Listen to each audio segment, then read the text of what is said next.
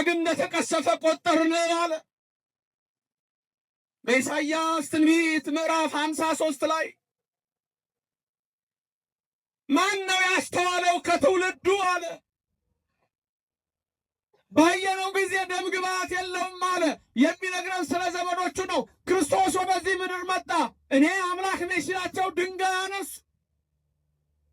አንተ ሰው ስትሆን አናቅህም እንዴ? እናትህ እዚህ አይደለችም? ወንድሞች እህቶች ይላል። ተሰናከሉ። እንዲህ አይነት ሰው አየ። ህልሙ ይሄ ነው። ናቡከደነፆር ያየው ዳንኤል ራሱ አየ። አሁን ዳንኤልን እግዚአብሔር ሲገልጥለት ምስል ቆሟል። ያ ምስል ከአንገቱ በላይ ራሱ ወርቅ ነው። ሁለቱ እጆቹና ደረቱና ጀርባው ብር ነው። ሆዱና ወገቡ ነሐስ ነው። ሁለቱ ጭኖቹ የብረት ናቸው። ከታች ደግሞ ያሉት ሁለቱ እግሮቹ ግማሹ የብረት ግማሹ ምንድነው? ይዛችሁ የምትሄዱት ዛሬ አንደኛ አናጢዎች እነማን ናቸው? ሁለት ድንጋዩ ማን ነው? ሶስት ይህን ድንጋይ የት እናገኘዋለን? አራት ድንጋዩን የሚያምኑ ሰዎች አሉ። አምስት ድንጋዩን የማያምኑ ሰዎች አሉ። ስድስት ይህ ድንጋይ የከበረ የማዕዘን ራስ ተብሏል። ሰባት ይህ ድንጋይ የማሰናከያ አለት ተብሏል። እነዚህን ሰባቱን ስንማር ሁል ጊዜ ደግሞ የምንመለከተው የኢትዮጵያ ኦርቶዶክስ ተዋሕዶ ቤተክርስቲያን እምነትና ስርዓት ከሌሎች እምነቶች የሚለይበትን የምናይበት ትምህርት ይሆናል። መንፈስ ቅዱስ በእኔም በእናንተ ላይ አድሮ ይኖር። የማነበው የአንደኛ የቅዱስ ጴጥሮስ መልእክት ሲሆን ምዕራፍ 2 ከቁጥር 6 እስከ 8 ድረስ ይሆናል። እንዲህ ይላል። በመጽሐፍ እንዲህ ብሎ ተጽፏልና እነሆ የተመረጠና የከበረን የማዕዘን ራስ ድንጋይ በጽዮን አኖራለሁ፣ በእርሱ የሚያምን አያፍርም። ቁጥር 7 ቅዱስ ጴጥሮስ የመጀመሪያ መልእክት ምዕራፍ 2 ቁጥር 6 አነበብ። ቁጥር 7 እንዲህ ይላል፣ እንግዲህ ክብሩ ለእናንተ ለምታምኑት ነው። ለማያምኑ ግን አናጢዎች የጣሉት ድንጋይ እርሱ የማዕዘን ራስ የእንቅፋትም ድንጋይ የማሰናከያም አለት ሆነ። ቁጥር 8 የማያምኑ ስለሆኑ በቃሉ ይሰናከሉበታልና ለዚህ ደግሞ የተመደቡ ናቸው። ከኔ ቀጥላችሁ ደግሞ አሁን እናንተ ታነቡታላችሁ። እግዚአብሔር በልባችሁ ይጻፍላችሁ። ቁጥር 6 ላይ ያለውን እናንብብ። መጀመሪያ በመጽሐፍ እንዲህ ብሎ ተጽፏልና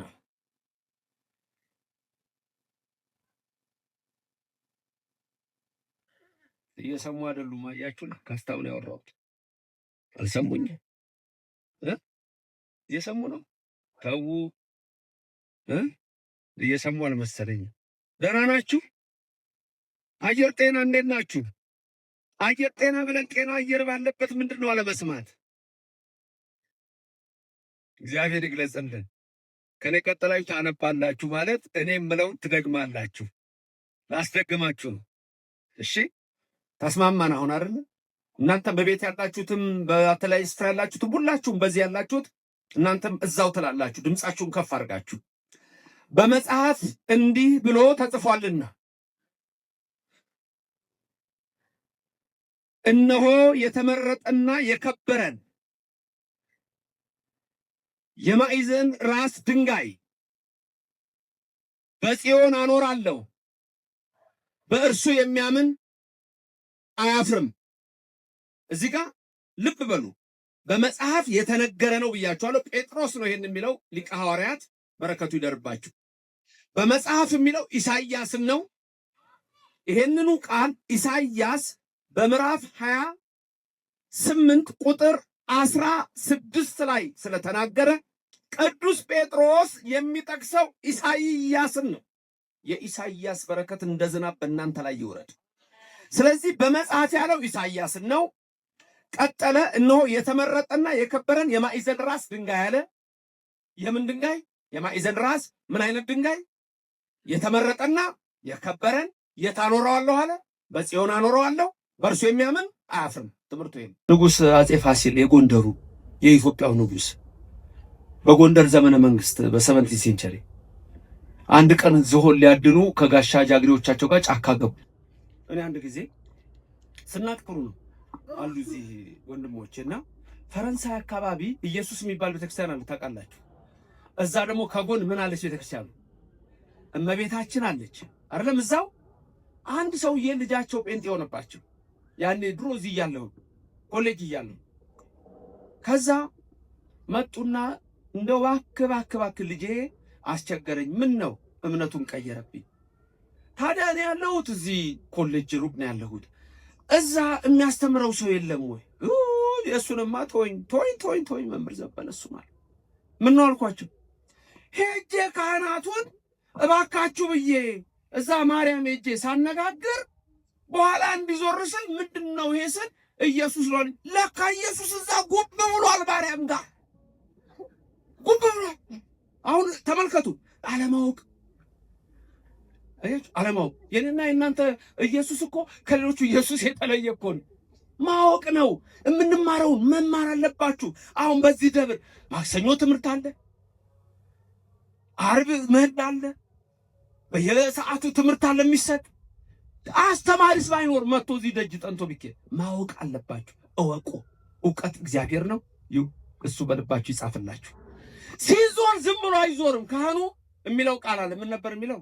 በከማ አናልከ ነው ተቀማ ላይ ኢያሪኮ በኢያሱ ገብርከ አይደል? እንደሱ ያንን የሚያጥረው ነው እየነገሩኝ ነው። ምን ማለት መሰላችሁ? ከማሁ እንደዛው ልክ እንደዛው በእኔ በኃጢአተኛው እጅ ደግሞ ይላል። ምን ማለት መሰላችሁ?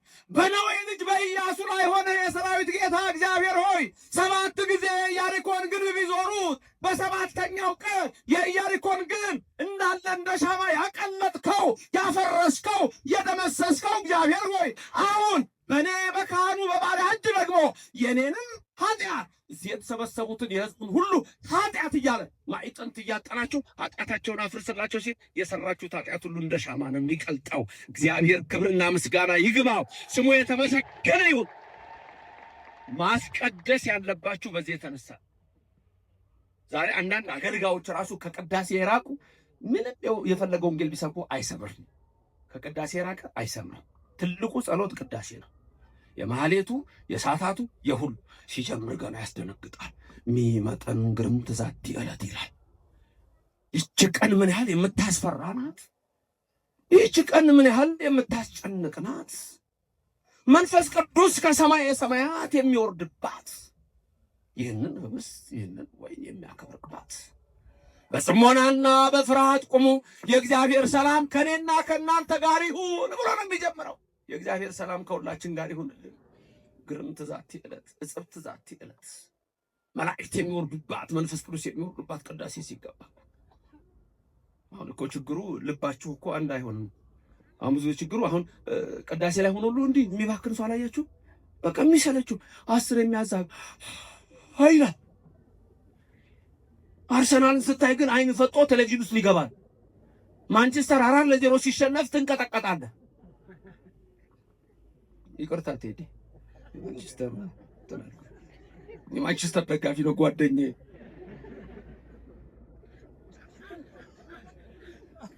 ልብ የለም ልብሽ የለም። እሱ እኮ ነው ችግሩ። የሚመጣን ግርምት ዛት ይላል። በፍርሃት ቁሙ። ደግሞ እኮ ወደ 12-13 ጊዜ ምን ትባላላችሁ? ተንሱ ለጸሎት በዜማ ለምንድን ነው የሚደጋገመው? የቆማችሁበትን ወቁ። ጸሎት ላይ ናችሁ። ጸሎት መንፈሳችሁን ሂላችሁ ሰብስቡ። አንዳንድ ካህናትም አሉ። እኔ አሁን ስልክ መቅደስ ውስጥ ይዞ መግባት ከጥንት ጀምሬ በጣም ነው የምቃወመው። በተለይ የደነገጥኩት ግን እኔ አባቶች ያላችሁ ከተሳሳትኩ ልታረም፣ ካሜራ መቅደስ ውስጥ ገብቶ ጳጳሳትም መነኮሳትም ቅዳሴ ሲቀደስ ያኔ እኔ መቅሰፍት መጣ ነው ያልኩት። መቅደስ ውስጥ ድረስ። እሱን ራሱ ያውቁበታል። እነሱ ወደ እነሱ አንናገር፣ ያውቁበታል፣ ያስተካክሉ። እናንተም ናችሁ ዝም ብሎ ቆመ ምስለ መንፈስ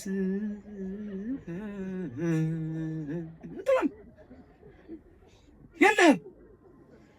ያችን 2 ሰዓት ያችን 1 ተኩል 3 ሰዓት ስለምን አይሆን? በቃ ተንሱ ለጸሎት። በቃ ተነስታችሁ እኮ ቆማችኋል። ተንሱ ለጸሎት። ህሊናህን ነው የምታነሳው። መሀል ላይ ደግሞ የሚባል ቃል አለ። ትዝ ይላችኋል? አሁን ዝም ብሎ በንባብ ብቻ ሆነ። ዜማው ሊጠፋ ሳይሆን አይቀርም። ለተነገሩ ዜማው ሊጠፋ አይመስለኝም። የተቀመጣችሁ ተነሱ ይባላል። ቆማችኋል እኮ እናንተ። የደከመው አይቀመጥ አይደለም። የተቀመጣችሁ ተነሱ፣ ከኃጢአት ወንበር ተነስ። ያለበትን ወቅ ወደ ምስራቅ ተመልከቱ። ምስራቅ እጹት እመቤታችን ምስራቅ ምጽአት ይመጣል ክርስቶስ። አስቡ። እናንተ እኮ ክብሩ ለእናንተ ነው ተብላችኋል። እናንተማ የተመረጣችሁ ናችሁ፣ የታደላችሁ ናችሁ። ሁሌ የሌለን ኦርቶዶክስ መሆን መታደል ነው እላለሁ። ያቺ ድንጋይ አድቃ ዓለምን መላች፣ የዓለም መድኃኒት ነው። ስለዚህ እነዛ አናጢዎች ናቁት የተባሉት አይሁድ ናቸው። ናቁት ክርስቶስን። ምን አሉ? አምላክ አይደለህም አሉ። የእነሱን ትምህርት ማን ያዘ? አሁን እነ ማርቲን ሉተር ያዙ። እነ ማርቲን ሉተር ለምሳሌ ፕሮቴስታንት እምነት የሚቀበለው መጽሐፍ ማዞሬቲክ ቴክስት ነው የሚባለው። ማዞሬቲክ ቴክስት የሚባለው የአይሁድ መጽሐፍ ነው። ስለ ክርስቶስ ያለውን ትንቢት የቆራረጡበት ነው። ፕሮቴስታንት የሚቀበለው እሱን መጽሐፍ። ካቶሊኮች የሚቀበሉት ቡልጌት ነው። ቡልጌትን የጻፈው ጄሮም ነው። በ480 አካባቢ ነው። እሱም ደግሞ እንደዛው አይሁድ አልተጠቀሙበትም ብሎ ቆርጦታል። አናጢዎቹ ናቁት ኢየሱስ ክርስቶስ። ስለ ዘመዶቹ ሲናገር ያ ኢሳይያስ ነብይ ምን አለ? ባየነው ጊዜ ደም ግባት የለውም አለ። እኛ ግን እንደተቀሰፈ ቆጠርነው አለ። በኢሳይያስ ትንቢት ምዕራፍ 53 ላይ ማን ነው ያስተዋለው ከትውልዱ አለ። ባየነው ጊዜ ደም ግባት የለውም አለ። የሚነግረን ስለ ዘመዶቹ ነው። ክርስቶስ ወደዚህ ምድር መጣ። እኔ አምላክ ነኝ ሲላቸው ድንጋይ አነሱ። አንተ ሰው ስትሆን አናቅህም እንዴ? እናትህ እዚህ አይደለችም? ወንድሞች እህቶች ይላል። ተሰናከሉበት ይላል ሉቃስ 3ን ስታነብ ተሰናከሉበት። እዚህ ደግሞ ምን አለን ቅዱስ ጴጥሮስ በአንደኛ መልእክቱ ምዕራፍ 2 ከቁጥር 6 እስከ 8 በተለይ ቁጥር 8 ላይ የማያምኑ ስለሆኑ ይሰናከሉበት። የሚሰናከሉትም በቃሉ ነው። ቃሉን ከመጽሐፍ ቅዱስ እያነበቡ ነው የሚሰናከሉበት። አለቀ። መጽሐፍ ቅዱስ ይዘዋል፣ መጽሐፍ ቅዱስን አያውቁም። የለም የቤተክርስቲያናችን ትምህርትም አይገባቸውም። የኦርቶዶክስ ትምህርት ሊገባቸው አይችልም። ሁሌ ሲነቅፉ፣ ሁሌ ሲተቹ ታያላችሁ። ለምን? እነሱ አናጢዎች የጣሉትን ስለተቀበሉ ነው። ክብሩ ግን ለእኛ ነው፣ ለምታምኑት ነው። ለማያምኑ አናጢዎች የጣሉት ድንጋይ ነው። ፈሪሳውያኑ ሰዱቃውያኑ የጣሉት ጸሐፍት የናቁት ነው። ኢየሱስ ክርስቶስ መጥቶ ግን ምን አለ? እኔ ማን ነኝ አለ። የሰው ልጅ ሰዎች ማን ይሉታል አለ። አንተ ክርስቶስ ነህ አለው። አምላክ ወልደ አምላክ ነው። ኦርቶዶክስ ቤተክርስቲያን ኢየሱስ ክርስቶስ አምላክ ነው። ከሰማይ ወረደ። አዎ ያዳነን እሱ ነው። የዕዳ ደብዳቤያችን የሰረዘ እሱ ነው። ከድንግል ማርያም ተወልዶ ያዳነን እሱ ነው። ድኅነታችን እሱ ነው። ስሙ የተመሰገነ ይሁን። ክብር ምስጋና ይግባው። እግዚአብሔር የተመሰገነ ይሁን። ስለዚህ ዛሬ የኦርቶዶክስ ቤተክርስቲያን ትምህርት ከሌላው በተለየ የምታዩበት ምክንያት በዓለም ላይ ለምንድን ነው? እኛ አናጢዎቹን አልተከተልንም። አናጢ ስለ ድንጋይ ያውቃል። እነዛ ጸሐፍት ፈሪሳውያን ስለ ቃሉ ያውቁ ነበር። አባቶች ከነሱ ወገን ነበሩ፣ ግን ክርስቶስን አልተቀበሉም። መሲህ ዛሬም ድረስ አልተቀበሉም። ስለዚህ ዓለም ወዴት ሄደ? አሁን ወደ ጨለማ። አንዳንዶች ክርስቶስን አናጢዎቹ ስለጣሉት፣ ለምሳሌ ሰሞኑን የጻፉት መጽሐፍ አለ። ዛሬ ይመስለኛል ታገኙታላችሁ የምትፈልጉ ሰዎች። ኒው ኤጅ ሙቭመንትና ሎ ኦፍ አትራክሽን። በኒው ኤጅ ሙቭመንትና ሎ ኦፍ አትራክሽን ኒው ክርስቲያኒቲ ተብሎ በሚሰየመው ኢየሱስ አምላክ አይደለም፣ ዝም ብሎ አንድ ሰው ነው፣ ሮል ሞዴል ነው የሚሏችሁ። ሌሎቹ ደግሞ ግኖስቲክስ የሚባሉ ያን የነበሩ ግኖስቲሲዝም የሚባል እምነት አለ። እነሱ ደግሞ እንደ ጨረር ተፈንጥቆ ይመጣ ነው ይሏቸዋል። ሰው ነው። ተመልከቱ። አሪዮስ ፍጡር ነው ይላል እና አውጣኪ ዝርው ይላል። ሌሎችም እንዲሁ ብዙዎቹ ክርስቶስ አምላክ እንደሆነ አላወቁም። ዛሬ አብዛኛው የሚሄደው በሰፊው መንገድ ነው። እናንተ ግን በጠባቧ መንገድ ግቡ የተባላችሁት ጠባቢቱ መንገድ ኦርቶዶክስ ተዋህዶ ክርስትና ናት። በዚች እምነት ያደረገን እግዚአብሔር ስሙ ከዘላለም እስከ ዘላለም የተመሰገነ ይሁንልን። ኢየሱስ ክርስቶስ ትናንትናም ይላል። ኢየሱስ ክርስቶስ ትናንትናም ዛሬም ለዘላለምም ያው ነው፣ አይለወጥም። የኔና የእናንተ አምላክ ያው ነው። ዓለምን ከመፍጠሩ በፊት አምላክ ነው። ዓለምን በፈጠረ ጊዜ አምላክ ነው። ከድንግል ማርያም ሲወለድ አምላክ ነው። ስጋን ሲዋሃድ አምላክ ነው። ስጋን አምላክ አደረገው። አምላክም እኛን ለማዳን ሰው ሆነ፣ ከድንግል ማርያም ተወለደ። በዚች እምነት ያደረገን እግዚአብሔር ስሙ ምስጉን ይሁንልን። ስለዚህ ኦርቶዶክስ ተዋሕዶ ቤተክርስቲያኑ ስትኖሩ እግዚአብሔር የሚለውን የምትሰሙ ናችሁ። እግዚአብሔር የሚያስተምረውን የምታደምጡ ናችሁ። ትምህርቴን በዚህ ላጠቃል። ሁልጊዜ በኦርቶዶክስ ቤተክርስቲያን እኛ የምንናገረው ክርስቶስ የነገረንን ነቢያት ሐዋርያት የነገሩንን። ተመልከቱ፣ ማይነገረንን ራሱ ክርስቶስ የነገረንን ቀድሞ ነቢያት የነገሩን፣ ኋላ ሐዋርያት የነገሩን። በቃ በሌሎች እምነቶች ግን ማ የተናገረውን ነው የሚናገሩት፣ ከማ የሰሙትን። በሌሎቹ የሚናገሩት የአናጢዎቹን የግንበኞቹን። ግንበኞቹ ኢየሱስን ስለናቁት ምን አሉ? እናቱን አናቃትም እንዴ? ወንድሞቹ በእኛ ዘንድ አይደሉም እንዴ? ስለዚህ እነዛ ምን ይላሉ? ኢየሱስ ሌላ ወንድሞች አሉት፣ ማርያም ሌሎች ልጆች ወላለች። ከማን ነው የሰሙት? ከአናጢዎቹ። ልዩነቱ ይሄ። አንተ ደግሞ አይ ዮሴፍ ቀድሞ ልጆች ነበሩት፣ ድንግል ማርያም የወለደችው አንዱን ኢየሱስ ብቻ ነው ብለህ ትላለህ። ከማን ነው የሰማኸው? ከመጽሐፍ ቅዱስ። ከማን ነው የሰማኸው? ከነቢያት። ከማን ነው የሰማሽው? ከሐዋርያት። ልዩነታችን ይሄ ነው። ሌላ እኮ እኛ ከራሱ ከክርስቶስ ስለሰማን ምን አለን እሱ? አንድ ጊዜ ዮሐንስ ወንጌል ምዕራፍ 10 ቁጥር 30 ስትመለከቱና 31 ስታዩ እኔና አብ አንድ ነው አለ። እኔና አብ ምን ስንት ነን አለ። ስለዚህ በእኛ አብ ወልድ መንፈስ ቅዱስ በመለኮት ስንት ናቸው? አንድ። በባህሪ በዘዝ ባገዛዝ ይሄን ዓለም በመፍጠር ፈጥሮ በማሳለፍ ስም አንድ፣ በስም ሶስት፣ አብ ወልድ መንፈስ ቅዱስ። አለቀ። ይሄ እኛ ከሱ ስለሰማን ከሐዋርያት ከነቢያት ስለሰማን። በሌሎቹ ቦታ ደግሞ ኢየሱስ ወደ አብ ይጸልያል ይላል፣ ይማልዳል ይላል። አለቀ። ልዩነቱ ለምን? እነሱ የሰሙት ከአናጢዎቹ፣ እኛ የሰማነው ከክርስቶስ። አናጢዎች የጣሉት ድንጋይ እሱ ግን የማዕዘን ራስ ነው። ክብሩ ለማን ነው? ለእናንተ ለምታምኑ። ለማያምኑ ግን የማዕዘን ራስ የሆነው ለእነሱ ምን ይሆናል? የእንቅፋት የማሰናከያ አለት። በማይሰናክላሉ በኢየሱስ ነው የሚሰናከሉት። ለምን? በቃሉ ይሰናከሉበታል። ያነቡና አይገባቸውም። ከዛ በኋላ አሃ እንዲህ ማለት ነው ብለው በራሳቸው ይወስዳሉ። እንደፈለጋቸው ይመስሉ። የቤተክርስቲያንም ነገር ሊገባቸው አይችልም። እኛ የምናደርገው ነገር እኮ ሚስጥሩ ሁሉ አይገባቸውም። ኢየሱስ በእኛ ዘንድ ክብር ነው። ይሄ ከበሮ እኮ ኢየሱስን ነው የሚሰብከው። መቋሚያው እኮ የሚይዙት ኢየሱስን ነው የሚሰብከው። ጽናጽኑ እኮ ኢየሱስን ነው። ጽናው ቅድም የሚነግራችሁ እኮ እመቤታችን በአምሳል በመርገፍ እኮ ነው የነገረን እግዚአብሔር። አንዴ አንዱ መጣና ቤተክርስቲያን ገባ። መጥቶ አያውቅም። ከሌላ ነው የወጣው። ስቲል የኦርቶዶክስም ብሎ እንደው ቅዳሴውንም አየ፣ ትምህርቱንም አየና ዕጣነ ሞገር አካባቢ ደረሰ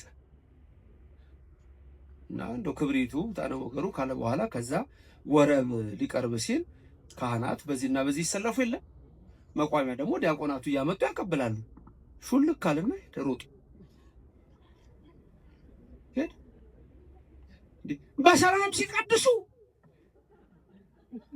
በሰላም ሲጸልዩ የነበሩት ምን እንደሆኑ አላውቅም። መጨረሻ ላይ የኦርቶዶክስ ቤተክርስቲያን ለሁለት ተከፋፍለው እዛ ያሉት ዱላ እየሰጧቸው ሊከታከቱ ሲሉ እኔ ሹልክ ብየወጥ አልሰሜን ገባ ብለው ማለት እዚህ ላይ አየህ። የእኛ ቤተክርስቲያን ሚስጥር ናት። ራሱ ክርስቶስ ሚስጥር ነው። ሚስጥር እኮ ነው።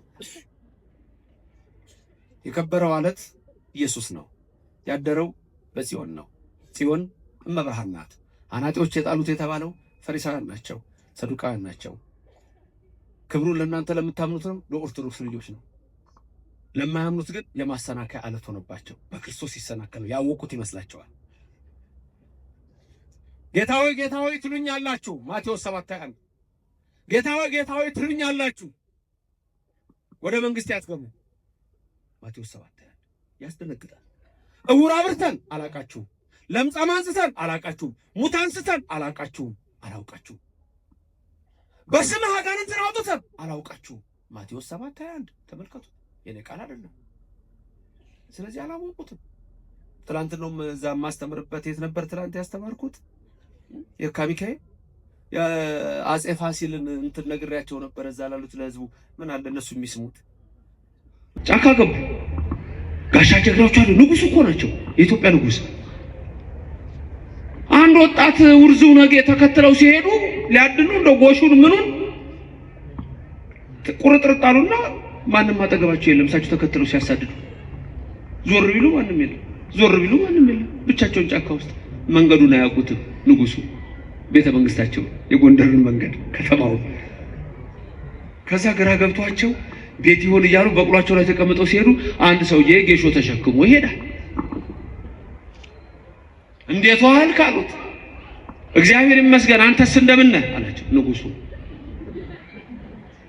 የጎንደርን የቤተ መንግስቱን መንገድ ታውቀዋለህ? አሳምሬ አሳየኛ። ጌሾ የለማትቼ እከፍልሃለሁ። ከከፈልከኝማ ምን ቸገረኝ? በልና ምራኝ። አንተ በቅሎ ላይ ተቀምጠን በእግሬ እና አፈናጠኝ ናውጣ። ንጉሱ ጋር ከንጉሱ ጋር ከኋላ አፈናጠውት። ንጉሱ ሆኖ አላወቀም። እኔ ስገምተው ይሄን ትላንትም ተናግሬያለሁ። የአንድ የወለጋ ሰው ነገሩ የሚባል ሰው በክርስትና ስሙ ነው መጽሐፉ ላይ ያለው። እርግጥ የጻፈውን አዲስ አበባ ዩኒቨርሲቲ ያሳተመው ዛሬ የኢትዮጵያ ታሪክ አፄ ቴዎድሮስ ዘመን ይመስለኛል። እዛ ላይ ነው ያነበብኩት። ይታወቃል ታሪኩ። እኔ ስገምተው አሁን ሲመራቸው አንተ ሰው ያሰባም እኔ በዚህ ጋር ሄድ ነው ያልኩህ ምናምን ሲላቸው ንጉሱ ኧረ በዚህ ሂድ ሲላቸው ብቻ ወደ ከተማ እየደረሱ ሲመጡ አንተ ሰው አሉት። እያወሩት እኮ ነው የሚሉት። አፈናጠው። ንጉሱን ታውቃቸዋለህ? ኧረ አንተ ሰው ቀለኛ ነህ። ንጉሱን ታውቃለህ? ደግሞ ማን አድርሶኝ ከንጉሱ አብሮ ቁጭ ብሏል። ማን አድርሶኝ? በቃ ከተማ ስንገባ ታውቃቸዋለህ አሉት። ወደ ከተማ ስንገባ ታውቃቸዋለህ። ከዛ በኋላ ወደ ከተማ ሲደርሱ ንጉስ ሲመጣ ሰው የሚያደርገውን ታውቃላችኋል። በድሮ ነገስታት ጊዜ ፊልም እንደገና አይታችሁ ከሆነ እንዲሁ መጎራ እንዲሁ የለበሰው እንዲህ እያደረገ ይሰግዳል አይደለም? ንጉስ ሲመጣ ጥፍ ይላል። ክብር ያለበት ዘመን ስለሆነ ነው። ታዲያም አሁን እንትን አሉት፣ ንጉሱን አሁን አወካቸው አሉት። የታሉ የታሉ የታሉ? አሁን ሰው ደግሞ ይሄኔ ገርሞታል። እንዴ ንጉሱ ዛሬ ማንን ያፈናጠጡት አይደል? ከንጉሱ ጋር ታይቶ የማይታወቅ ነገር ነው። በድሮ ዘመን አስቡት። ደግሞ ብቻ እያነጠፈ ይሰግዳል እና አሁን አላወቃቸውም አለ። የታሉ የታሉ? እንዴ ሰው እኮ እየሰገደ ነው አሉት። አየና እና አሁን አወቃቸው ነው። እንግዲያውማ ወይ ካንተ ወይ ከኔ ወይ ካንተ ወይ ከኔ። አብሮ ሆኖ ንጉሱን አያውቅም። አያችሁ፣ መጽሐፍ ቅዱስ መያዝ ብቻ አያድንም። ንጉሱን ኢየሱስን ማወቅ ያስፈልጋል። አብሬ ነኝ ማለት አይደለም። ንጉሱን ኢየሱስ ክርስቶስ ማወቅ ያስፈልጋል። እሱ በሁሉም ዘንድ አለ፣ ለዘላለሙ የከበረው አለት የማዕዘን ራስ ድንጋይ። አናጢዎች የጣሉት ድንጋይ። በዚህ ትምህርት ውስጥ የዛሬ ዓመት የተማራችሁት ትምህርት አለ?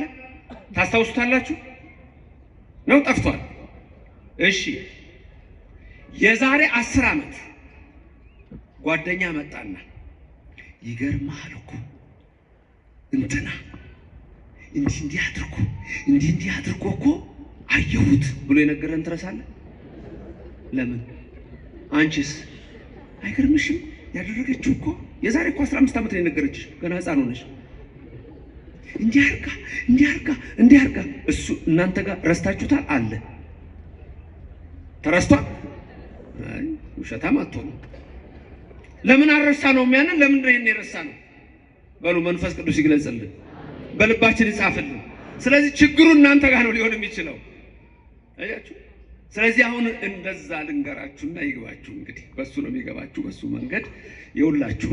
በመጽሐፍ ኢሳይያስ የሚባል ቀድሞ ምዕራፍ 28 ቁጥር 16 ላይ ስለ አንድ ድንጋይ ተናግሮ ነበር። ድንጋዩን የማዕዘን ራስ ድንጋይ ነው አለው። ያን ድንጋይ በሱ የሚያምን አያፍርም ብሎ ተናግሮ ነበር። ከዛ ጴጥሮስ የኢሳይያስን ቃል አመጣና ይሄን የተመረጠ የከበረ የማዕዘን ራስ ድንጋይ በጽዮን አኖረዋለሁ አለ። ቤት አኖረዋለሁ አለ። በጽዮን አኖረዋለሁ፣ ክብሩ ለእናንተ ለምታምኑት ነው አለ።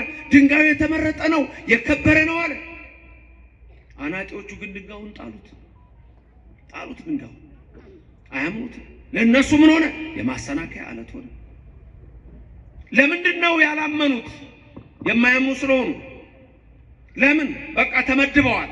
የማያምኑ ስለሆኑ በቃሉ ምን ይሆኑበታል? ይሰናከሉበታል። በምኑ ይሰናከሉበታል? በቃሉ ይሰናከሉበታል። በቃ ይሄ ነው ቃሉ። ዛሬ ሰማችሁት። ግን ሚስጥር አለው።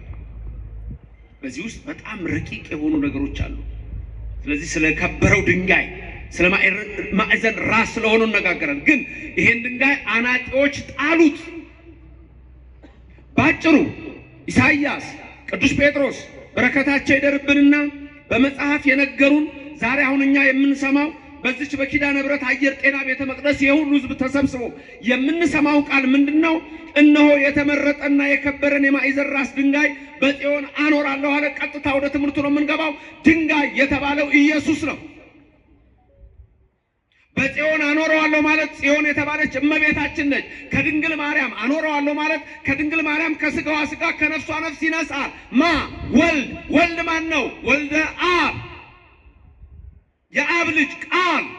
ዮሐንስ ወንጌል ምዕራፍ 1 ቁጥር 1 በመጀመሪያ ቃል ነበረ፣ ቃል በእግዚአብሔር ዘንድ ነበረ፣ ቃልም እግዚአብሔር ነው። ያ ቃል ስጋ ሆነ ይላል። ቃል ማን ነው? እግዚአብሔር። ስጋ የሆነው ማን ነው? እግዚአብሔር። ከማ ስጋ ሆነ?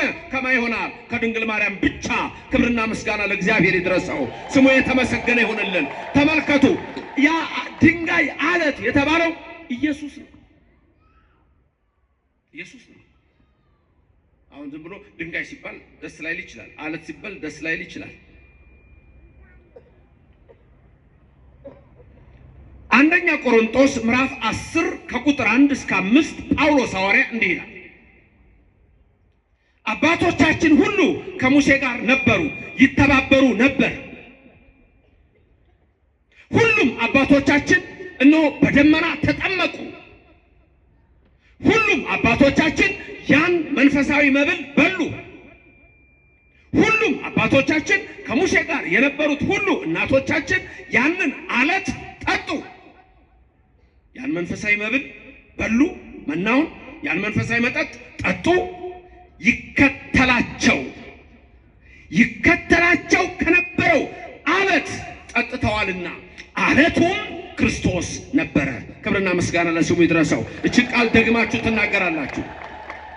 አለቱም ክርስቶስ ነበረ። ተመልከቱ፣ አለቱም ክርስቶስ ነበረ። አንደኛ ቆሮንቶስ 10 ከ1 እስከ 5። የማቴዎስ ወንጌል ምዕራፍ 16 ቁጥር 13። ይሄ ታሪክ ደግሞ በፊልጵስዩስ ዘቂሳርያ ነው። በፊልጵስዩስ ዘቂሳርያ ኢየሱስ ክርስቶስ ምን ብሎ ጠየቃቸው ደቀ መዛሙርቱን? ሰዎች ማን ነው የሚሉኝ? ማን ይሉኛል? እነሱ ምን አሉ? ከነቢያት አንዱ ነው ይለዋል። ሙሴ ነው፣ ኤልያስ ነው፣ ኤርሚያስ ነው ይለዋል። ዮሐንስ መጥምቅ ከሞት ተነስቶ መጥቷል ይለዋል። አንዳንዶቹም እንዲሁ ነው ይለዋል። ተመልከቱ፣ እናንተስ ማን ትሉኛላችሁ? ሐዋርያቱ ተጠየቁ። ጴጥሮስ መለሰ፣ አንተ ውእቱ ክርስቶስ ወልደ እግዚአብሔር ሕያው። አንተማ እንጂ አንተማ እኮ እነሆ ወልደ አብ ወልደ ማርያም የሆንክ ክርስቶስ ነህ አለው። ክርስቶስ የጠየቀው የሰው ልጅ ማን ይሉታል ነው ያለው። እኔ ሰው የሆንኩትን ቃል፣ ሰው የሆንኩትን ወልድ፣ ሰው የሆንኩትን እግዚአብሔር ምን ብለው ነው የሚጠሩኝ አለ። ነብይ ነህ አሉት። በቃ ዛሬም በአንዳንድ እምነት ነብይ ነው ይሉታል፣ በአንዳንድ እምነት አማላጅ ይሉታል፣ በአንዳንድ እምነት ፍጡር ነው ይሉታል፣ በአንዳንድ እምነት እንደዚህ ነው ይሉታል። ይሄ ሁሉ ግን ልክ አይደለም። እናንተስ ማን ትሉኛላችሁ የተባሉት የኦርቶዶክስ ልጆች እናንተ ናችሁ። ማን ትሉታላችሁ ከተባላችሁ እንደ ጴጥሮስ ነው። አንተ እግዚአብሔር የእግዚአብሔር ልጅ ነህ፣ አንተ እነሆ አምላክ ወልደ አምላክ ነህ። የኔና የእናንተ መልስ ይሄ ነው። በእኔና በእናንተ ቤተክርስቲያን ኢየሱስ አምላክ ነው፣ ንጉሥ ነው፣ ጌታ ነው። በዛም አይበቃም። የጌቶች ጌታ፣ የነገስታት ንጉሥ፣ የአማልክት አምላክ፣ የኃያላን ኃያል፣ የቅዱሳን ቅዱስ፣ የክቡራን ክቡር፣ የልዑላን ልዑል፣ ሰማይን የዘረጋ ምድርን የመሰረተ እሱ እግዚአብሔር በኋላ ዘመን ከድንግል ተወልዶ የዕዳ ደብዳቤያችን የሰረዘ እሱ አምላክ ነው። ክብርና ምስጋና ለእግዚአብሔር ይድረሰው። ልዩነታችን ይሄ ነው። ቅድም ምንድን ያለው? የማያምኑ ስለሆኑ በምኑ ይሰናከሉበታል? በምኑ ነው የሚሰናከሉት? በቃሉ ነው። በሌላ ይሰናከሉ። ቃሉን እያነበቡ ነው የሚሰናከሉት። ቃሉን እያነበቡ። ስለዚህ ተናገሩ በመጽሐፍ እንዲህ ተብሎ ተጽፏል። ተናገሩ በመጽሐፍ እንዲህ ተብሎ ተጽፏል። እነሆ የተመረጠና የከበረ የማዕዘን ራስ ድንጋይ። ምን አይነት ድንጋይ? የተመረጠ። ምን አይነት ድንጋይ? የከበረ የማዕዘን ራስ ድንጋይ የተባለው ኢየሱስ ነው።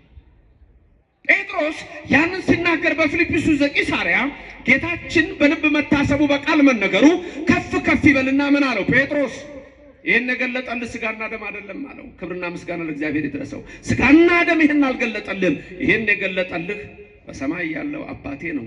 ይሄን የገለጠልህ የባሕርይ ሕይወቴ መንፈስ ቅዱስ ነው ብሎ ክርስቶስ ጴጥሮስ ምን አለው? አንተ አለት ነህ አለው። ስምህ ኬፋ ሳይሆን ጴጥሮስ አለት ተብሎ ይጠራል አለው። በዚች አለት ላይ ቤተክርስቲያን እንሰራለሁ አለው። አለቱ የማዕዘኑ ራስ የተመረጠው የከበረው ኢየሱስ ነው። በኢየሱስ ላይ ነው እቺ ቤተክርስቲያን የምትሰራው። በዚች ቤተክርስቲያን ያደረገን እግዚአብሔር ስሙ የተመሰገነ ይሁን። ከማን ነው ስጋ የሆነው? ከማን ነው ሰው የሆነው? የከበረውን የተመረጠውን ራስ ድንጋይ የት ነው የማኖረው? በጽዮን። ክብርና ምስጋና ለእግዚአብሔር ይድረሰው። በየት አኖረዋለሁ? ጽዮን ማለት ምን ማለት ነው? ጽዮን መጠጊያ። ለምሳሌ አንዳንድ ሰዎች ምን ይላሉ? እክትዋ ለጽዮን ወቀፈዋ ይላል።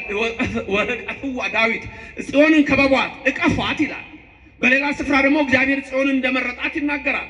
እስመ አርያ እግዚአብሔር ለጽዮን ወአብደራ ከመ ትኩኖ ማኅደሮ ዛቲ ይእቲ ምዕራፌ ለዓለም። እነሆ እግዚአብሔር ጽዮንን መርጧታልና። እስመ አርያ እግዚአብሔር ለጽዮን መርጧታልና። ምን ብሎ ነው የመረጣት? ተመልከቱ፣ ምን ብሎ መረጣት? ማደሪያው ትሆን ዘንድ መረጣት። መዝሙር 86 ላይ ታገኙታላችሁ። ማደሪያው ትሆን ዘንድ መረጣት። ምን ብሎ? ለመቼ? ለዘላለም ማረፊያዬ ናት። ለዘላለም ድንግል ማርያም ወላዲተ አምላክ ተብላ የምትጠራው ለዚህ ነው። እመብርሃን ተብላ የምትጠራው ለዚህ ነው። የመረጣት እግዚአብሔር ነው። እኔና እናንተ አይደለም የመረጥናት፣ እግዚአብሔር ነው የመረጣት። በመኃልየ መኃልየ ሶሎሞን ላይ ምን ይላል? ለወለደቻት አንዲት ናት፣ ለመረጣትም አንዲት ናት፣ ለመረጠቻትም አንዲት ናት፣ ለሐና አንዲት ናት፣ ለኢያቄም አንዲት ናት። እንደውም ለሐናና ለኢያቄም አይደለም፣ ድንግል ማርያም የስዕለት ልጅ ነች አይደል? ነች አይደለች? የስዕለት ልጅ ነች። የማን ነች የስዕለት ልጅ? ማን ነው መጀመሪያ የተሳለው? ማን ነው የተሳለው? እሷን ለማግኘት አባቷ ማን ነው? እናቷስ? ሐና። መጀመሪያ የተሳሉት እነሱ ናቸው። መጀመሪያ የተሳሉት የስዕለት ልጅ የምትባለው የአዳምና የሔዋን የስዕለት ልጅ ነች እመቤታችን።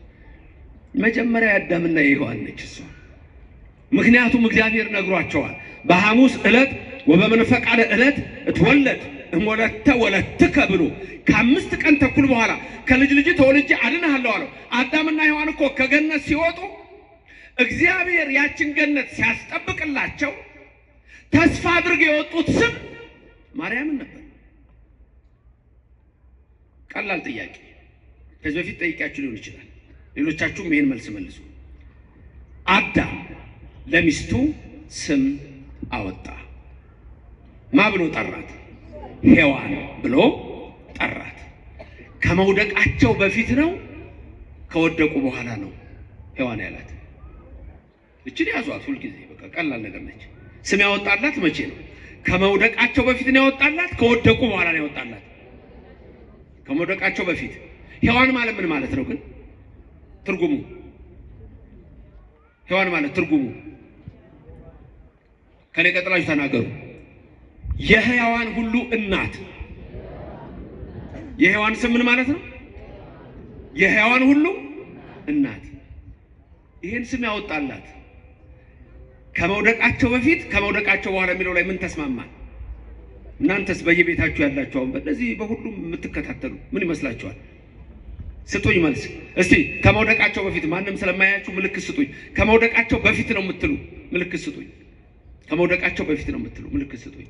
እሺ ከመውደቃቸው በኋላ ነው የምትሉ ምልክት ስጡኝ። ከወደቁ በኋላ ነው። እሺ ሌሎቻችሁ እኔ ምን አገባኝ የምትሉ ትመስላላችሁ።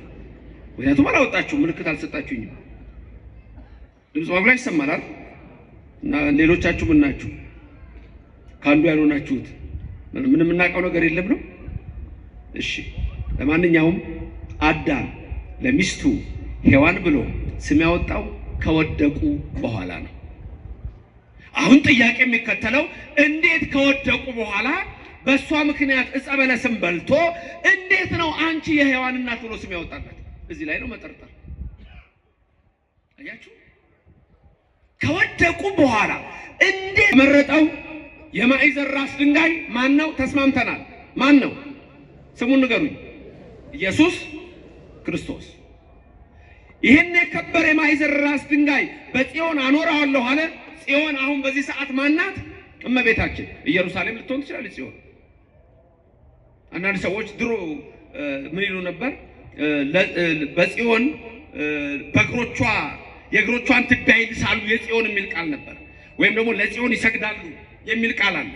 አሁን ይሄን ቃል ለድንግል ማርያም አይደለም ይሉና እና ለምንድን ነው ሲባል እስራኤል ሀገር ጽዮን የሚባል ተራራ አለ ይላል። ምክንያቱም እነሱ የሚፈልጉት ምንድነው?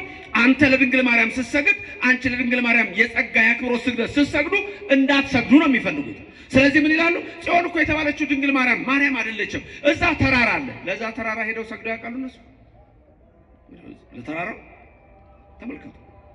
ስለዚህ የከበረውን የተመረጠውን የማዕዘን ራስ ድንጋይ በጽዮን አኖራል። ጽዮን ማለት መጠጊያ ነው። እመቤታችን የሁላችንም መጠጊያ ናት።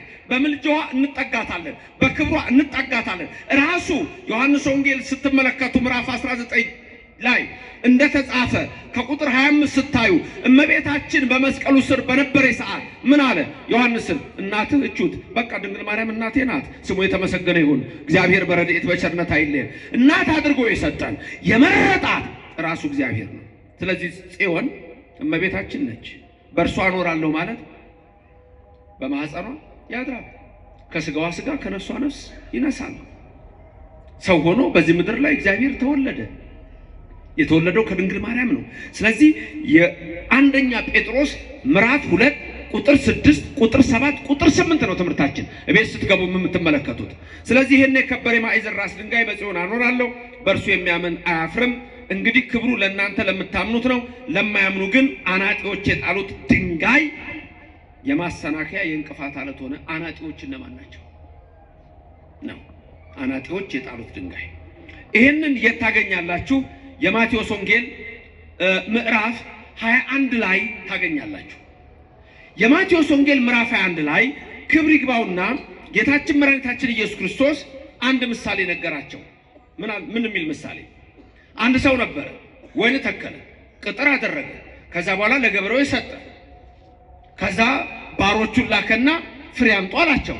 እነዛ ገበሬዎች የተላኩትን ግማሾቹን ገደሏቸው፣ ግማሾቹን ደበደቧቸው፣ ግማሾቹን ገረፏቸው። እንደገና አብዝቶ ላከ ይላል። አሁን ማነብላችሁ ማቴዎስ 21 ላይ እንደገና አብዝቶ ላከ። አብዝቶ ሲልክ አሁንም እነዛን ምን አደረጉ?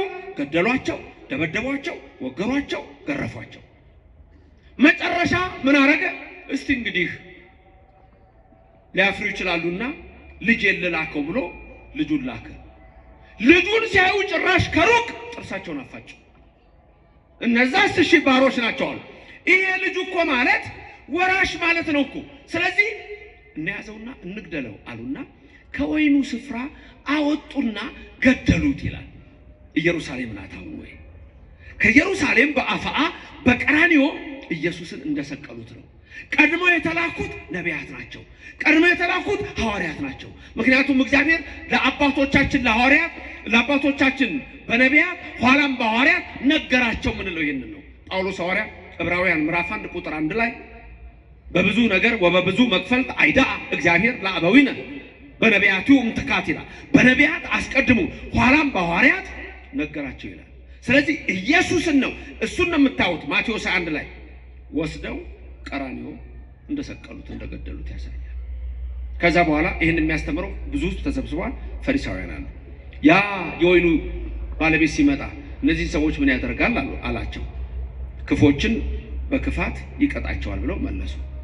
ከዛ ቀጥሎ ያለው ቃል እንዲህ ይላል። ኢየሱስ ክርስቶስ ቅድም ያልነውን በኢሳይያስ የተናገረውን በጴጥሮስ ያሰበከውን ራሱ ይናገራል። ማቴዎስ 21 ቁጥር 42 ላይ እንዲህ ይላል ቃሉ። ከኔ ቀጥላችሁ ሁላችሁም ተናገሩ። ኢየሱስ እንዲህ አላቸው፣ ግንበኞች የናቁት ድንጋይ እርሱ የማዕዘን ራስ ሆነ። አሁን ይሄ ጌታ የሚጠቅሰው ራሱ ኢሳይያስን ነው። በኢሳይያስ ያናገረው ራሱ ነው። ይሄንን አላነበባችሁም አላቸው። ፈሪሳውያን መጽሐፍ ያውቃሉ። አሁን አናጢዎች ግንበኞች የተባሉት እነማን ናቸው? አይሁድ ናቸው። እነዚህ አይሁድ ወይም ፈሪሳውያን የተባሉት ወይም ጸሐፍት ወይም ሰዱቃውያን የተባሉት ይሄን ታሪክ ነገራቸውና ከዛ በኋላ ምን አላቸው? በዚህ ድንጋይ ላይ የሚወድቅ ይቀጠቀጣል። በዚህ ድንጋይ ላይ የሚወድቅ ይቀጠቀጣል፣ ድንጋዩ ግን የሚወድቅበትን ሁሉ ይፈጨዋል አላቸው። ድንጋዩ ባለፈው ሳስተምር በአንድ ስፍራ ትንቢተ ዳንኤል ምዕራፍ 2 አንስቻለሁ። ምዕራፍ 2 እንዲህ አይነት ሰው አየ። ህልሙ ይሄ ነው። ናቡከደነጾር ያየው ዳንኤል ራሱ አየ። አሁን ዳንኤልን እግዚአብሔር ሲገልጥለት ምስል ቆሟል። ያ ምስል ከአንገቱ በላይ ራሱ ወርቅ ነው።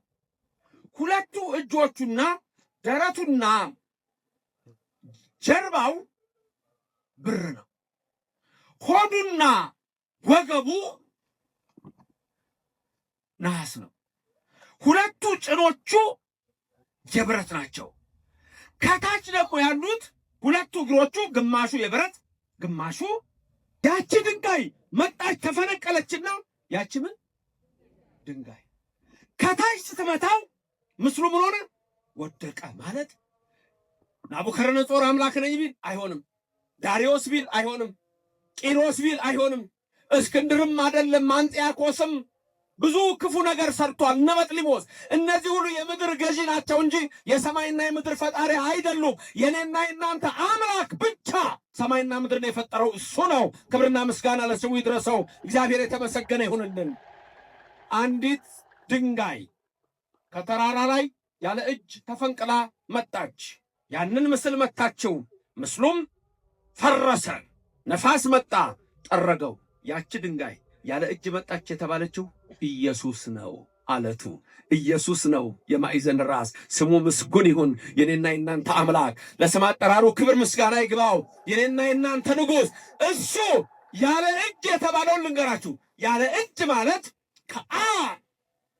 ያለ ድካም ያለ እናት። ይህን ባለፈው በሌላ ስፍራ አስተምሬዋለሁ። ራሱን በቻለ ነው። አሁን ግን አለቷን ድንጋዋን ልነግራችሁ ነው። ያለ እጅ ማለት ያለ ድካም ያለ እናት። ያለ እጅ ማለት ከአብ ሲወለድ እንደዛ ሆኖ ከድንግል ማርያም ሲወለድ ደግሞ ያለ ሕማም ያለ አባት። ደስ ይላል አይደል? ይላል። ላስደግማችሁ። ያለ እጅ ማለት እንበለ እድ ማለት ዘተመትከ እምደብር ነዋህ ዘተመትረም የሚለው ያለ እጅ ማለት ከኔ ቀጥራችሁ ሁላችሁም ትናገራላችሁ።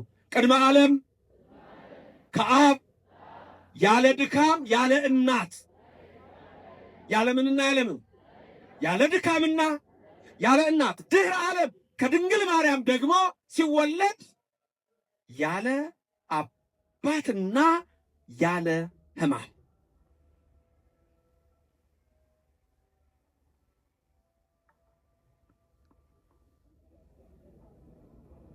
እንዴ ያን ብቻ ሰማይ ነው ያላችሁት ለካ።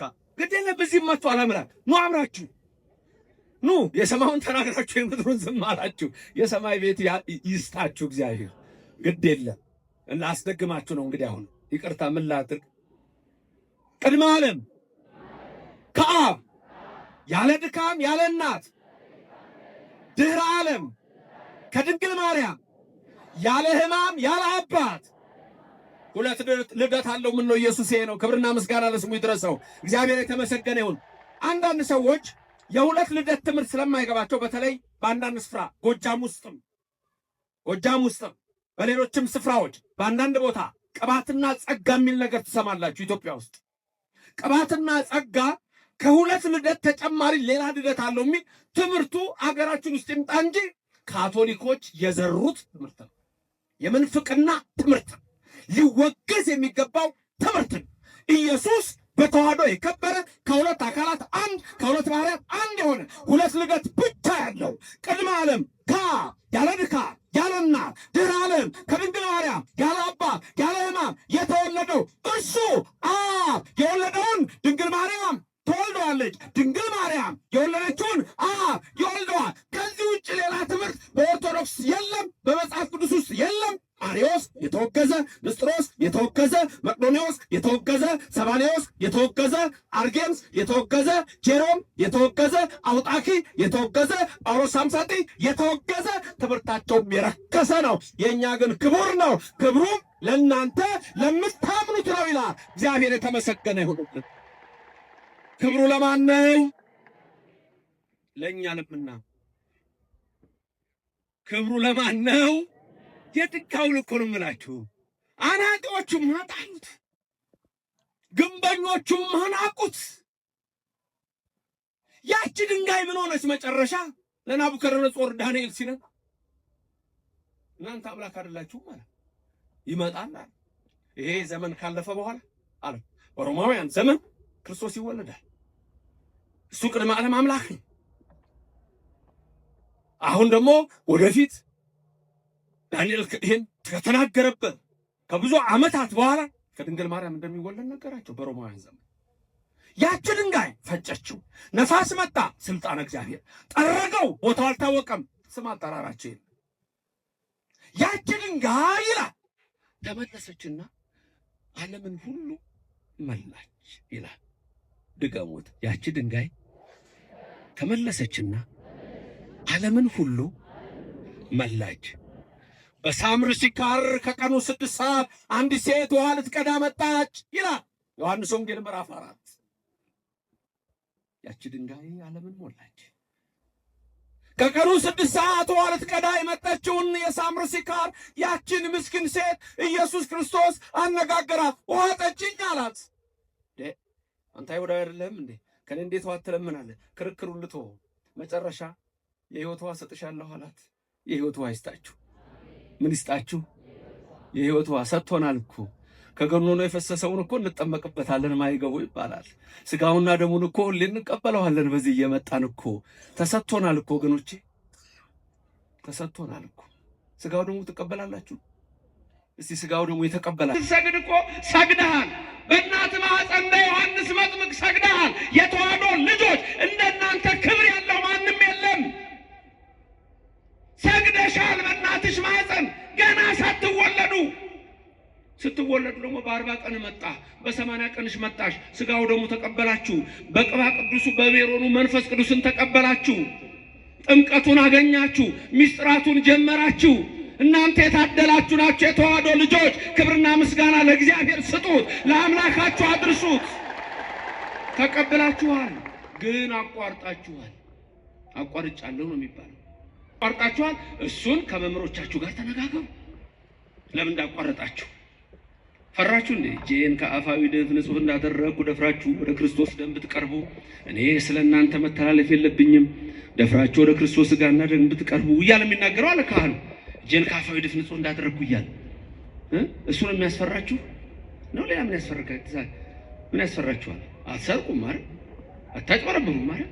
ታዲያ ለምን ደግሞ አትቀበሉት? ሥጋው ደሙ ከኃጢአት ነጽቼ ነው የምትሉት? ንገሩኝ እስቲ እውነቱ። እነሱ ካህናቱ ሳይሰሙ ከኃጢአት ነጽታችሁ ነው የምትቀበሉት? እስከ ዘላለም አትነጻም። ቁርጥን እነግርሃለሁ፣ አትነጭም። ግን ቆይ ዛሬ የለበሳችሁት ልብስ 1 ወር ልበሱት በየቀኑ ይቆሻል አይቆሽም? ካጠባችሁትስ? ታዲያ አንጻና መድኃኔዓለም ሕጽበኒ ወአንጻኒ ማጥያቴ፣ ከኃጢአቴ ጠበኝ ነጻለሁ እኮ ነው ወገኖቼ። ዝም ብሎ የሚያስፈራራ ትምህርት የላትም ኦርቶዶክስ። ድንገት አንዳንድ ባህታዊና ያልገባው ሰው ከሰማችሁ ነው የምትደነግጡት። ኦርቶዶክስ ክርስቶስ ኑ ነው የሚለው። ጭራሽ እስቲ ይሄን ቃል ስሙት፣ እስቲ የከበረው ማለት ምን እንደሚል ስሙት። ቆይ እናንተም ድገሙት። እኔ የመጣሁት ለጻድቃን ሳይሆን ለኃጢአተኞች ነው። ጻድቃን እጃችሁን አውጡ። ጻድቃን የሆናችሁ እጃችሁን አውጡ። ተው ተው።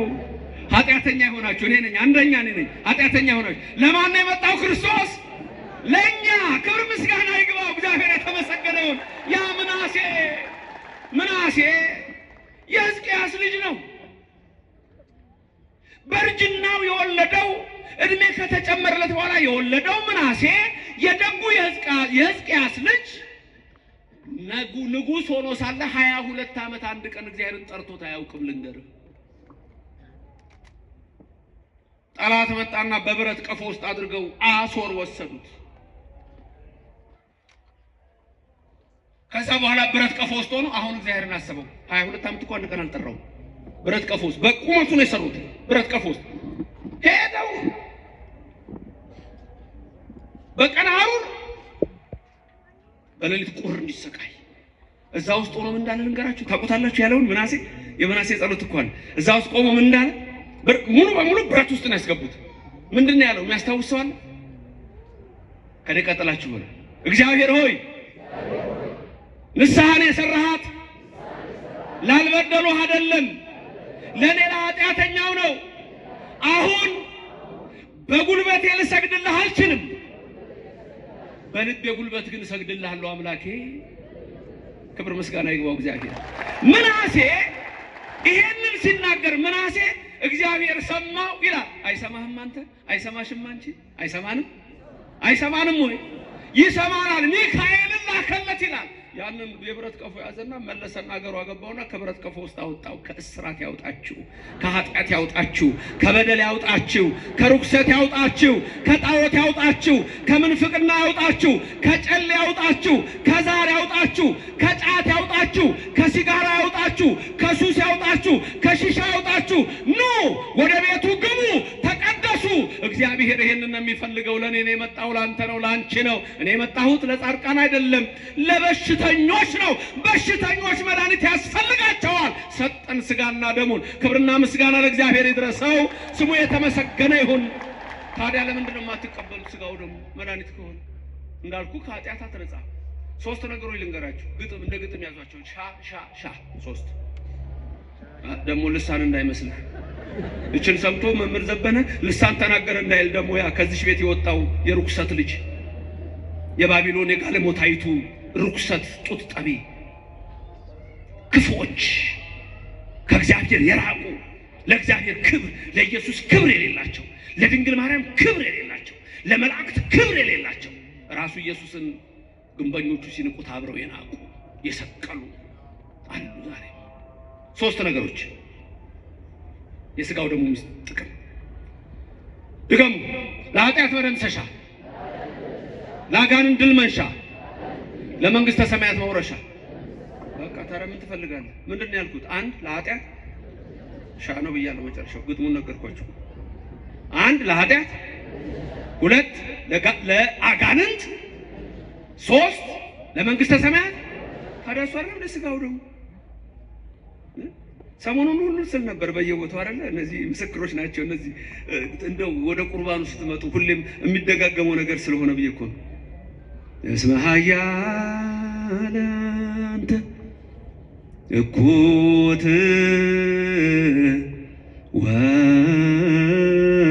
ወስቡሕ ወለከ ስብሐት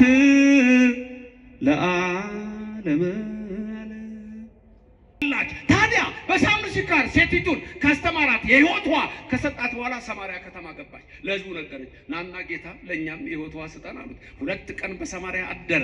ሰማርያ እኮ እነሆ ከእግዚአብሔር የራቁ ነበሩ። እርግጥ አላቸው ሕግና ስርዓት፣ ግን መንገዱ አልገባቸውም። 2 ቀን አደረና ኢየሱስ ክርስቶስ ምን አልኩኝ? 2 ቀን ከነሱ ጋር ለካ ከኛ ጋር ያድራል። ይደር፣ አብሯችሁ በቤታችሁ ይግባ። ምንድን ነው ያለው? በደጅ ቆሜ ምን አደርጋለሁ? ማንም በሩን ቢከፍትልኝ ወደ እርሱ ወደ እርሷ ከነሱ ጋር እራት። ምን አይነት አምላክ ነው ያለን! ምስጋና ይግባህ አንተ የድንግል ማርያም ልጅ፣ ስምህ የተመሰገነ ይሁን ለዘላለም። እቤታችሁ ገባለሁ። ይሄ ነው እኮ ችግራችን። እኛ አልገባንም፣ ርቀን ያለ ነው። እሱ እኮ ቀረቡ ሀቤሁ ወያበርህ ለክሙ፣ ወደ እሱ ቅረቡ ያበራላችኋል፣ ያብራላችሁ። ደግሞ አለች አይደል እናቱ፣ እሷ ብርሃን አይደለም እንዴ? እሱ አነ ውእቱ ብርሃኑ ለዓለም አላለም እንዴ? ዮሐንስ ወንጌል 8:12 ላይ አላለም? እኔ ዓለም ብርሃን ነኝ አላለም? ብሏል እኮ። ስለዚህ እሷ ደግሞ እመብርሃን ነች። እመብርሃን ከሁላችሁ ትሆንላችሁ። ኪዳነ ምሕረት በኪዳኗ የመንግስቱ ወራሽ ታድርጋችሁ። ሶስት ጥቅም አለው አለን ስጋው ደግሞ አንድ የኃጢአት ምን ማያ፣ ሁለት የአጋንንትን ድል መንሳት አትፈልግም። ስጋው ደግሞ ኃጢአትን ተናግረው አጨርሰው ትቀርባለህ። የምታውቀውን በድፍረትም በስተትም እግዚአብሔር ይፍታ ይልሃል፣ ትፈታለህ። ወደ ስጋው ደግሞ ትቀርባለህ። የቀረውን ደግሞ ስጋውና ደግሞ በህይወቱ ይስተካከላል። ስለዚህ ህይወታችሁ ሁሉ በዚህ ሁሉ ሶስት የመንግስተ ሰማያት መውረሻ መንግስቱን የምንኖር ሰው ምንድን ነው? በእግዚአብሔር። ሌላም ቦታ ገና ቅዳሴ ሲጀምር ሲገባ ሁሉ ዘገብራ እየተባለ ይበል ፈላሲ ዘገባ ሀበ እግዚአብሔር ነው የሚለው። በዚህ የገባ ፈላሲ ነኝ አይበል፣ ውጡ ነኝ አይበል አትበይ። እዚህ ከገባችሁ እንወጣለን አትበሉ። እዚች ወደ ኦርቶዶክስ ከገባችሁ በኋላ ያ የክብር አምላክ ያ የሰማርያ ሰዎችን አስተምሮ ምን አሉት እነሱ?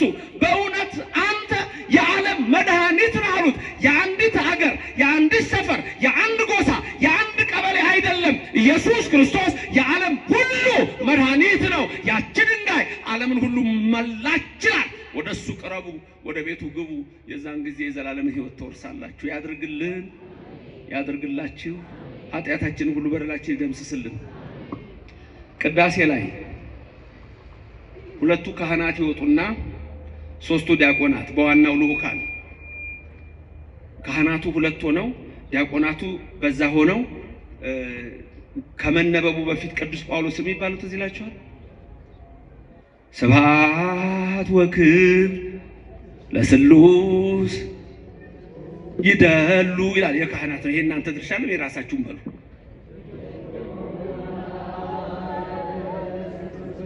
ለካቺ ቀለም ከብዳቸው ነው። እችን ይችላል፣ እችን ይችላል፣ እችን ይችላል።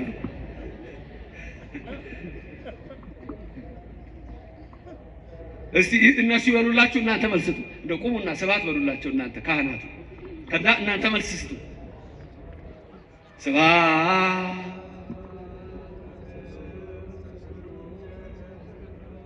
ይደሉ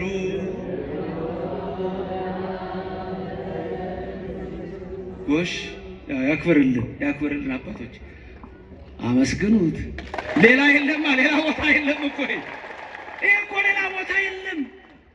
ምንድን ነው ያሉት ካህናቱ? ለአብ ለወልድ ለመንፈስ ቅዱስ እኮ ምስጋና ክብር ይገባቸዋል ነው እኮ። ስብሐት ወክብር ለስሉስ ቅዱስ ይደሉ። ለስሉስ ቅዱስ ቅዱስ ስሉስ ተብሎ ለሚመሰገን ለስላሴ ለእግዚአብሔር ስብሐት ምስጋና ሲሉ እናንተ ደግሞ ምን አሉ? ምን አላችሁ? ይደሉሙ ይገባቸዋል አላችሁ። ለማለማ ነበር ያላችሁት? ለአብ ለወልድ ለመንፈስ ቅዱስ ምን ይገባቸዋል? አረ ይመስገን እግዚአብሔር፣ ክብርና ምስጋና ይግባው፣ ስሙ የተመሰገነ ይሁን።